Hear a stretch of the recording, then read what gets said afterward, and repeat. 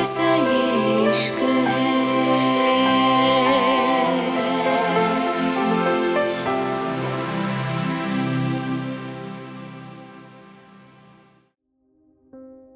रिद्धिमान गुस्से से अपने कमरे में आ गया था।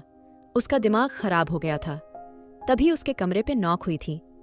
रिद्धिमान धीरे से बोला, मॉम में अभी बात करने के। लेकिन उसकी आंखें और ज्यादा लाल हो गई थीं जब उसकी नजर सामने पड़ी थी। सौम्या मुस्कुरा के बोली, क्या हुआ? अगर ज्यादा तबीयत खराब है तो दवाई ले लो, मैं लेकर आती हूं। जैसे ही सौम्या ने यह कहा, अचानक ही रिद्धिमान थोड़ा चिढ़ते हुए बोली, मैं ठीक हूं सौम्या, तुम्हें इतना परेशान होने ली जरूरत नहीं है, तुम फिक्र मत करो। रिद्धिमान की बात पे सौम्या मुस्कुरा के बोली, क्यों फिक्र ना करूं रिद्धिमान? तुम्हारी फिक्र में करना चाहती हूं। तुम प्लीज पहले आराम करो। रिद्धिमान हर मुमकिन कोशिश कर रहा था सौम्या को इग्नोर करने की, लेकिन सौम्या कुछ सुन ही कहाँ रही थी। वो जल्दी से रूम के अंदर आ गई थी। रिद्धिमान का दिमाग पहले से ही खराब था और अब तो जैसे किसी ने उसके गुस्से को और बढ़ा दिया था। सौम्या मुस्कुरा के बोली, रिद्धिमान। लेकिन अचानक ही रिद्धिमान थोड़ा तेज चिल्लाया था, I said get out. Saumya, क्या तुम्हें सुनाई नहीं देता? अचानक से रिद्धिमान को गुस्से में देख जैसे सौम्या डर गई थी। वो धीरे से बोली, पर मैं तुम्हारी फिक्र। क्या? रिद्धिमान चिल्लाते हुए बोला, मैंने कहा रूम से जाओ। सौम्या, मैं कुछ देर अकेला रहना चाहता हूं। रिद्धिमान में गुस्से को देख सौम्या आंखों में आंसू लेके चली गई थी। उसको देख के नीलम जल्दी से बोली, अरे बेटा, इतनी जल्दी आ गई? लेकिन तभी उसकी आंखों में आंसू देख के सब लोग खड़े हो गए थे। शमिता हैरानी से बोली, सौम्या। लेकिन सौम्या तड़पते हुए बोली, मॉम प्लीज घर चलिए। उसको इस हद तक रोता देख नीलम जल्दी से खड़ी हो गई थी। तभी अचानक से कुणाल बीच में आते हुए बोला, सब लोग ठीक है ना? क्या हुआ, तुम इतना परेशान क्यों हो? कुणाल की बात पे सौम्या फिर से बोली, मॉम प्लीज चलिए चलिए यहां से प्लीज मॉम। सौम्या का रोना तेज हो गया था। तभी अचानक से नीलम उठ के उसको ले के बाहर निकल गई थी। वहीं कुणाल और शमिता हैरान थे। तभी शमिता अचानक से रिद्धिमान के रूम की तरफ भागी थी। शमिता गुस्से से रिद्धिमान को देखते हुए बोली, रिद्धिमान, तुमने सौम्या को क्या कहा है? अपनी मॉम की बात सुन के रिद्धिमान हैरानी से बोला, क्या हुआ? रिद्धिमान ने से रिएक्ट करा था जैसे कुछ हुआ ना हो। शमिता गुस्से से बोली, तुमने ऐसा क्या कहा सौम्या को जो वो इतना रोते हुए गई है? क्या कहा तुमने उसको? शमिता की बात पे रिद्धिमान आराम से बोला, मैंने किसी को कुछ नहीं कहा। मॉम, अगर आपको ऐसा कुछ लगता है तो ये मेरी गलती नहीं है। और अब प्लीज उन लोगों को बार बार यहाँ बुलाना बंद करिए। मैं तंग आ चुका हूँ। मैंने आपको बहुत अच्छे से क्लियर करा था, मैं इस शादी में बिल्कुल इंटरेस्टेड नहीं हूँ, लेकिन आपने इस बात पे ध्यान नहीं दिया। अगर आप अभी भी चाहती हैं मैं सौम्या को और ज्यादा हर्ट करूं तो ठीक है, शौक से शादी करिए। शमिता थोड़ा चिढ़ते हुए बोली, क्या हो गया रिद्धिमान? मुझे पहले ही क्लियर करो, आखिर तुम चाहते क्या हो? क्या कमी है सौम्या में? और अगर ठीक है सौम्या नहीं तो तुम किससे शादी करना चाहते हो?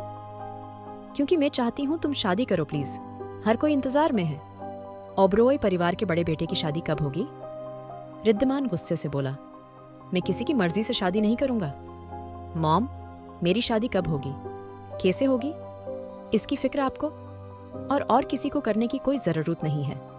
समझ आया आपको? इतना कहने रिद्धिमान वॉशरूम में घुस गया था और शमिता बिना कुछ कहे बाहर चली गई थी। कुणाल भी उसके पीछे था। दूसरी तरफ सेरेन आज ड्रिंक काफी खुश होकर कर रही थी। तभी युवान पीछे से उसके हाथ से ग्लास छीनते हुए बोला, क्या हुआ, आज तुम्हारे इस घटिया चेहरे पे हंसी कैसे आ गई? युवान की बात पे सेरेन आराम से बोली, अभी तक खुश थी, लेकिन अब तुम्हारी इस घटिया शक्ल को देख के। सेरेन की बात पूरी होने से पहले रिद्धिमान ने उससे सिगरेट लेके अपने होंठों पे लगा ली थी। सेरेन हैरान सी रह गई थी। तभी युवान धीरे से बोला, अपनी घटिया बात पूरी मत करो। खैर, ये बताओ, तुम आज कॉलेज में नहीं दिखी? युवान की बात पे सेरेन आराम से बोली, तुम्हें मेरी फिक्र करने की क्या जरूरत है? मैं कॉलेज में दिखी नहीं दिखी, ये तुम्हारी प्रॉब्लम नहीं है, मिस्टर युवान ओबरॉय। सेरेन की बात सुन के युवान उसके करीब होते हुए बोला, और किसकी प्रॉब्लम है? आखिर में ही तो जिसको तुम्हें देखने का, तुम्हें छूने का और तुम्हारे साथ बैठने का हक है, और किसी को मैंने ये हक कहाँ दिया है? युवान की बात सुन के सेरेन हंसते हुए बोली, तुम्हें क्यों लगता है मैं तुम्हारी इन बातों में आ जाऊंगी? रियली किस लिए? युवान धीरे से सेरेन का हाथ पकड़ के उसको अपनी ओर खींचते हुए बोला, क्यों मैं तुम्हारे साथ फ्लर्ट नहीं कर सकता? युवान की इस हरकत पे सेरेन हंसते हुए बोली, रियली युवान, तुम नकली हरकतें करते हुए कितने अजीब लगते हो। थोड़ा सुधर जाओ, मैं तुम्हारी उन घटिया गर्लफ्रेंड जैसी नहीं हूं। इतना कह के सेरेन उससे अलग हो गई थी। तभी अचानक ही युवान ने उसको पकड़ के फिर से अपनी ओर खींचा था। सेरेन गुस्से से बोली, क्या बकवास है यह?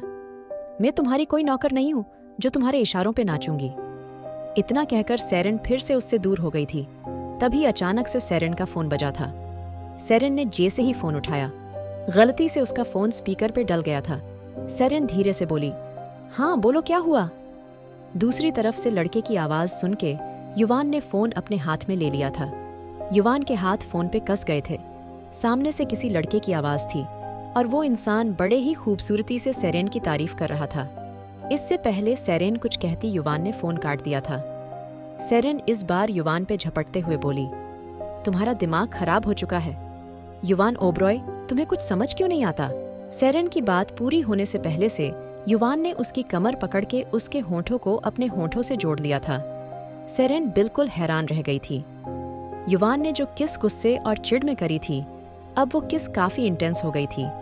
युवान के हाथ उसकी कमर पे और ज्यादा कस गए थे और सेरेन के हाथ युवान के सीने पे चले गए थे। कुछ देर बाद युवान उससे अलग हुआ था।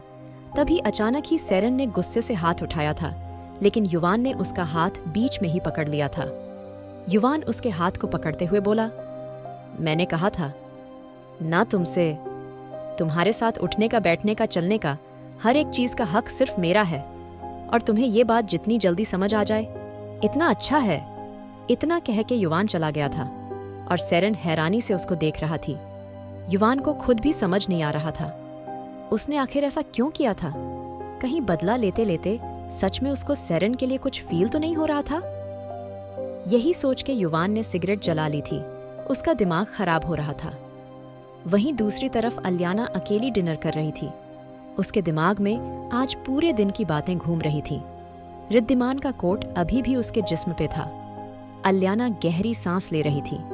तभी अचानक ही उसको कुछ याद आया था और उसने ना जाने क्यों किसी को कॉल कर दिया था। उसने अपने दिल को काफी मनाया था और सहारे के लिए उसके पास सिर्फ और सिर्फ रिद्धिमान का वो कोट था जो उसने संभाले रखा था। अलियाना ने कांपते हाथों से फोन पकड़ा था। तभी किसी ने फोन उठा लिया था। अलियाना धीरे से बोली, आपने कहा था मेरे मॉम डैड और बहन कोई भी आपको नहीं मिला था। ये बात शायद इतनी भी सच नहीं जितना आप बनाने की कोशिश कर रही हैं। अलियाना की बात पे दूसरी तरफ से फिर से वही बात बोली ही गई थी जो कुछ साल पहले बोली गई थी। अलियाना धीरे से बोली, ठीक है। इतना कह के उसने कॉल काट दिया था और रिद्धिमान के कोट को लेके अपने रूम पे आ गई थी। अलियाना रिद्धिमान के कोट को लेकर उसको पकड़ के लेट गई थी। उसकी आंखें बंद थीं और आंसू धीरे धीरे बह रहे थे। वो जानती थी शायद वो कुछ ज्यादा ही सोच रही थी, लेकिन आखिर क्यों वो लड़की उसको आपकी बहन जैसी लग रही थी? अलियाना लगातार करवट बदल रही थी। उसको नींद नहीं आ रही थी और उसको नहीं पता था आखिर ऐसा क्यों हो रहा था। जब काफी देर तक अलियाना को नींद नहीं आई, वो उठकर बैठ गई थी। तभी अचानक से उसका फोन बजा था। अलियाना ने फोन कान पे लगा लिया था। तभी उसके चेहरे पे हल्की सी मुस्कान आ गई थी। आखिर क्या करना चाहती है सेरेन? क्यों कर रहा है रिद्धिमान अलियाना के लिए इतना कुछ? जानने के लिए सुनिए थी माफिया बॉस, अनवांटेड वाइफ।